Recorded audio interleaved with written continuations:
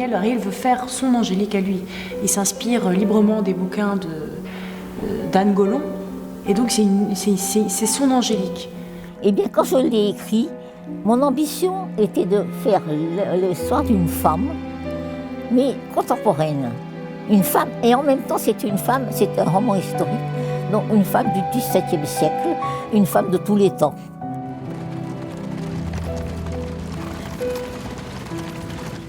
Et c'est vrai qu'en lisant les livres, moi j'étais très intéressé. C'est extrêmement détaillé et sur le plan historique. C'est très juste, on sent qu'il y a eu beaucoup de documentation là-dessus.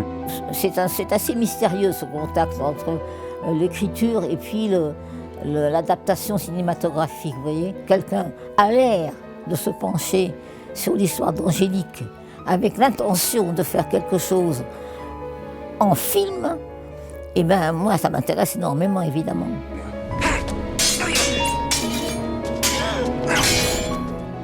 Excellent, formidable, c'est Angélique en ceci qu'elle a le tonus d'Angélique, qu'elle a la jeunesse d'Angélique, qu'elle a le courage d'Angélique, le vin et la voix, le rire de Geoffrey de Perrac. Et donc ça m'a fait un grand plaisir. En fait, ce bouquin il a été écrit parce qu'on a un mariage forcé au départ. Donc ça implique une situation particulière. Dieu merci, les choses ont changé, mais par intérêt, les hommes sont capables du pire. Un premier traitement a été écrit par Nadia Gollon, la fille d'Anne Gollon. Puis je m'en suis saisi avec la complicité de Philippe Blasban. Et puis après, on a convenu entre nous que j'avais maintenant toute liberté après ce premier traitement pour le dynamiter à ma manière. Hein. Et c'est là où Philippe Blasban est intervenu. Et il a commencé à travailler sur ce premier traitement. Comte Geoffrey de Perrac de Morance dit tout. Par ordre du roi, vous êtes en état d'arrestation. Il a beaucoup plus touché l'état d'esprit, l'esprit de mes livres que les personnes précédentes.